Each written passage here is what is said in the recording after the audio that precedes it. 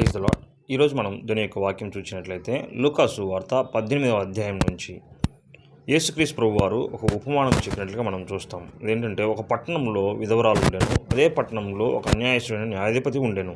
ఆ పట్టణంలో ఉన్నటువంటి విధవరాలు మాటి మాటికి ఆ అన్యాయస్తుడైనటువంటి న్యాయాధిపతికి వెళ్ళి తనకు న్యాయం తీర్చమని, తన ప్రతివాదికి తనకు న్యాయం తీర్చమని పలుమార్లు అడుగుచుండెను. కానీ అతను ఒప్పకపోయాను.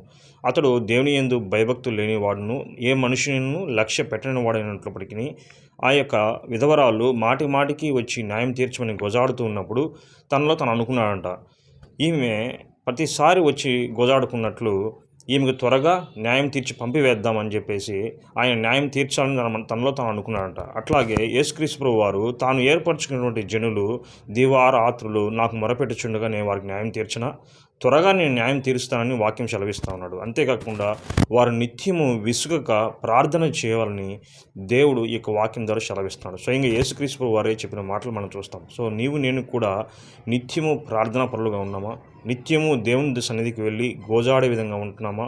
అలా చేసినట్లయితే ఈ సృష్టి మొత్తము కూడా దేవుడు మన పాదాల యుద్ధ తీసుకువస్తాడు. భూమిని తలకిందులు చేసే విధంగా దేవుడు మనల్ని ఆశీర్వదించి మన ద్వారా అద్భుతాలు ఆశ్చర్యకాలు చేసే విధంగా ఉంటాడు. సో ఈ ఒక వాక్యం దేవుడు దీవించి ఆశీర్వదించును గాక. ఆమేన్. Praise the lord.